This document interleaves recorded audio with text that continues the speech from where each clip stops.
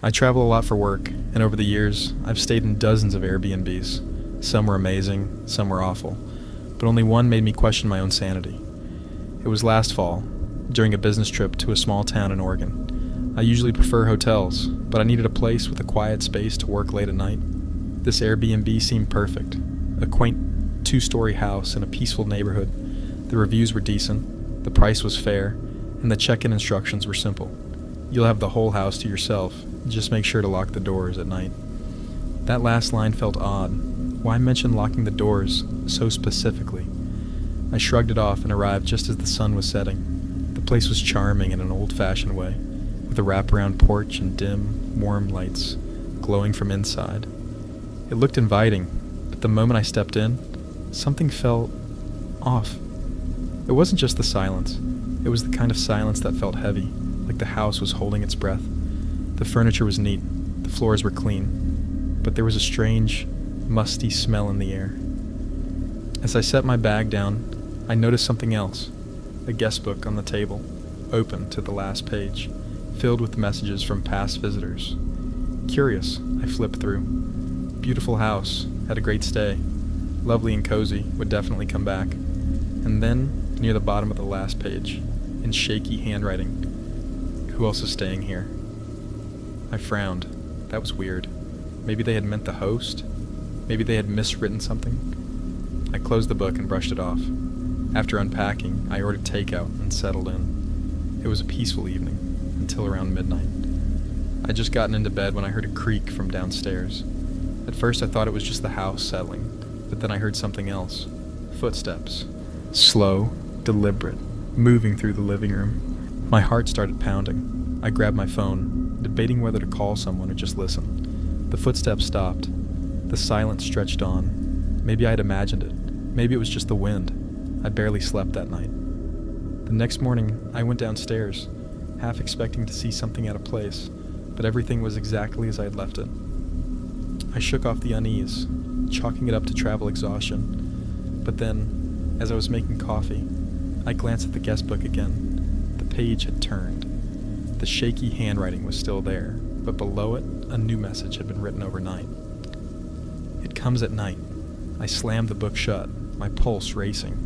There had to be an explanation. Maybe another guest had stayed before and wrote it as a prank. Maybe the wind flipped the page.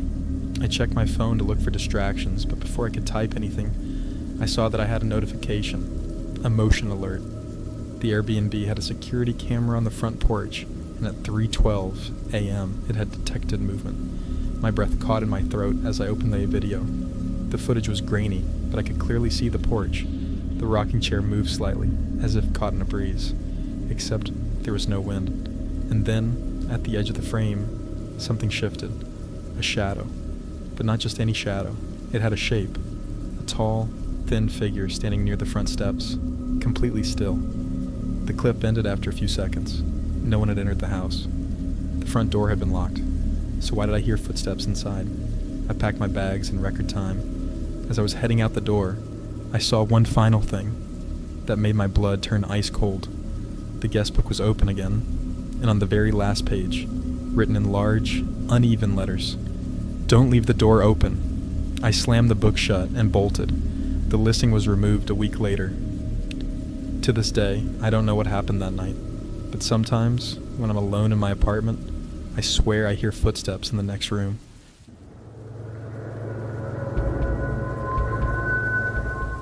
I never believed in ghosts or the supernatural, but after what happened to me at that Airbnb last summer, I don't know what to believe anymore. I was on a road trip and needed a cheap place to stay. Hotels were full, so I booked an old Victorian-style Airbnb called the Whitmore House. The host, Daniel, had great reviews, and the price was almost too good to be true. When I arrived, the house looked neglected, peeling paint, overgrown trees, and windows covered in dust.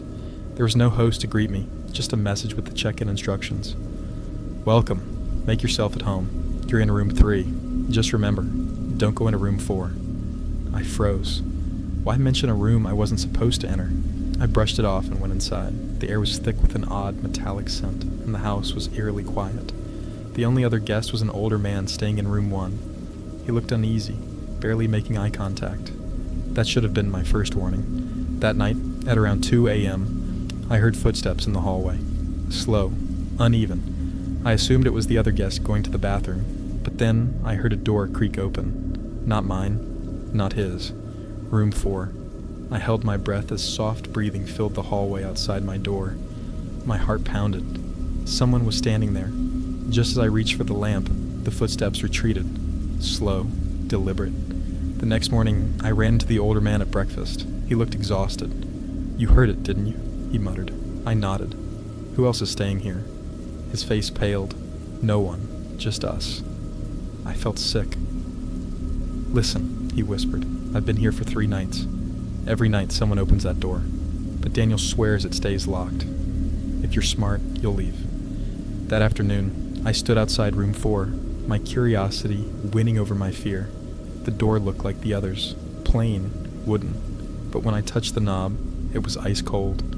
I pressed my ear against it. Silence. But just as I pulled away, 3 soft taps came from the other side. That night I left the lights on, determined to stay awake. At exactly 3 a.m., I heard it again. The door to room 4 creaked open. The breathing was back.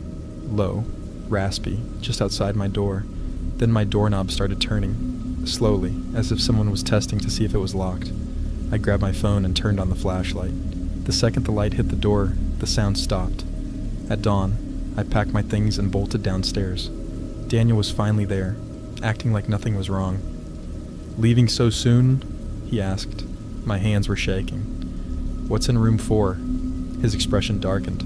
"I told you not to ask about that." I glared at him. "Someone tried to get into my room last night." Daniel sighed.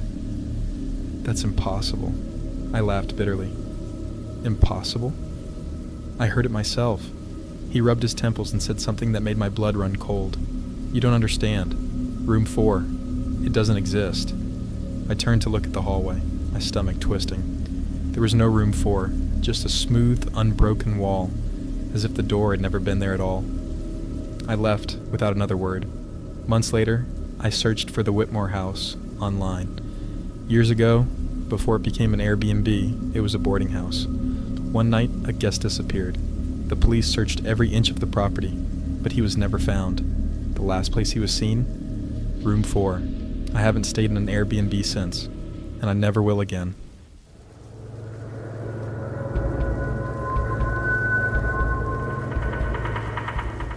I've always preferred Airbnb over hotels. It feels more personal, more like home. At least, that's what I used to believe. But after what happened last summer, I don't think I'll ever stay in one again. I was in a small town in upstate New York for a weekend getaway. The Airbnb I booked was perfect. A cozy, historic home just outside town, surrounded by trees and tucked away from the main road. It was cheap, well-reviewed, and looked beautiful in the photos. The host, a woman named Sarah, messaged me before my arrival. "Enjoy your stay." Just a heads up. One room upstairs is locked. It's used for storage, so just ignore it. Everything else is yours to enjoy. That didn't bother me.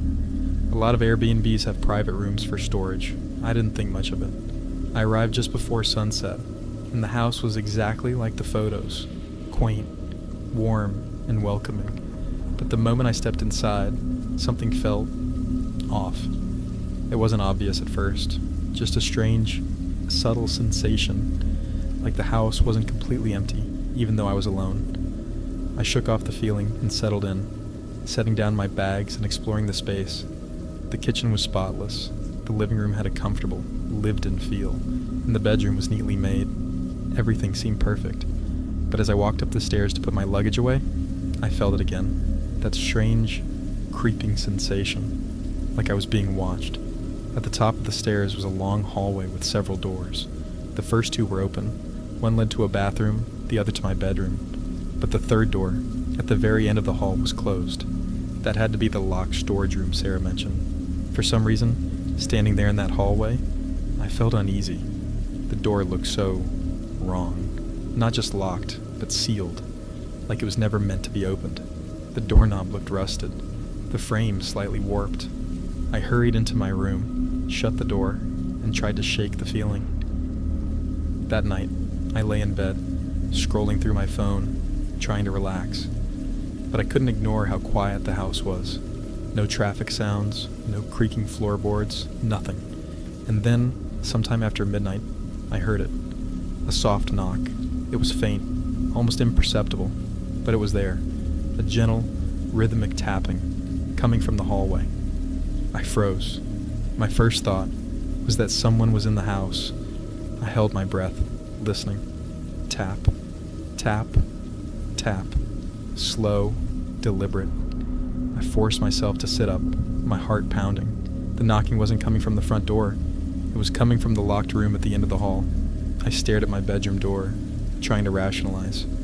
Maybe it was an old pipe, or wood expanding from the summer heat. But deep down, I knew better. Because then, the knocking changed.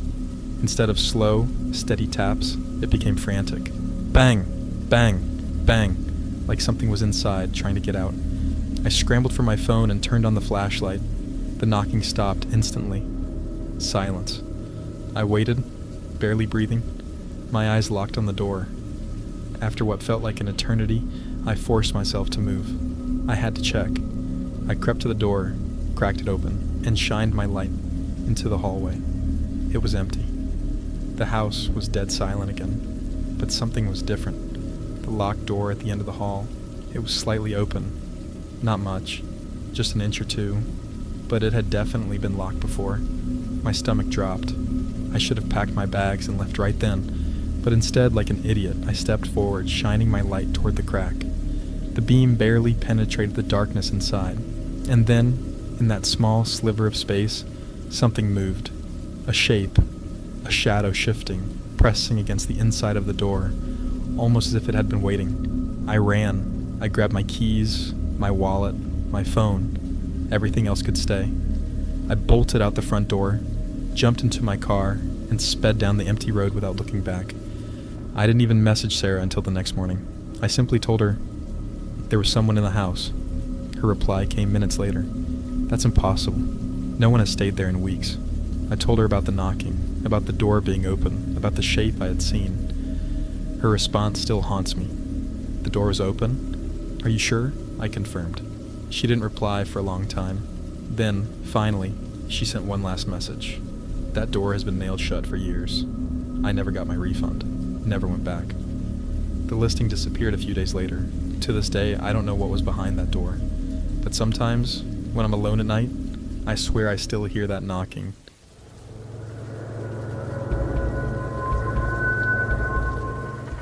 I don't even know how to explain this. I wasn't going to share it, but I feel like I have to. I booked an Airbnb for a week while working remotely in a quiet mountain town. It was a small, one-bedroom cabin. Nothing fancy, just a peaceful retreat. The first night was fine. No weird vibes, nothing strange. Just me, my laptop, and the sound of the wind outside. But the second night, that's when things started happening. I was lying in bed, watching something on my laptop, when I noticed it, the closet door. It was open, just a crack. I didn't remember leaving it open, but I was tired, so I shut my laptop and got up to close it. I even yanked on it to make sure it was latched. I went to sleep. The next morning, I woke up, and the closet door was open again. At first, I thought maybe I didn't close it all the way, but that night, I made sure. I even put my suitcase in front of it, and still. The next morning, it was open. I tried to laugh it off. Maybe the floor was uneven, or maybe the air pressure was making it shift. But deep down, something felt wrong, so I set up my phone to record, just to prove to myself that I was being paranoid. I propped it against a book on the nightstand, facing the closet. Then I went to sleep. The next morning, I hesitated before checking the footage, but I forced myself to watch. For hours, nothing happened, just me sleeping, the room completely still. Then, at 3:12 a.m., the closet door creaked open. Slowly, silently. I felt sick. But it got worse, because at 3:16 a.m., I saw something move. Not a shadow, not the wind. Something stepped out of the closet. At first it was hard to see. The room was dark, the figure barely visible. But as it moved, I could make out the shape. Tall, thin, unnaturally long arms. It just stood there, watching me sleep. And then, as if it knew it was being recorded, it turned its head toward the camera. I stopped the video. I couldn't breathe. I grabbed my stuff, threw it into my bag, and ran out. I didn't even lock the door. I just got in my car and drove.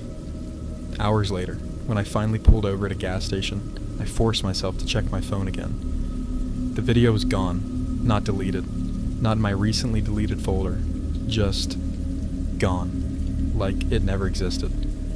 I don't know what was in that Airbnb. I don't want to know, but I'll never stay in one alone again. Thanks for watching. If these stories sent a shiver down your spine, make sure to like and subscribe to Night Shrieks for more terrifying tales. Don't forget to turn on notifications. You never know when the next nightmare will drop. Got a horror story of your own? Share it in the comments. We're always listening. Stay safe, stay aware, because sometimes the scariest things happen when you least expect them. Until next time, sleep tight.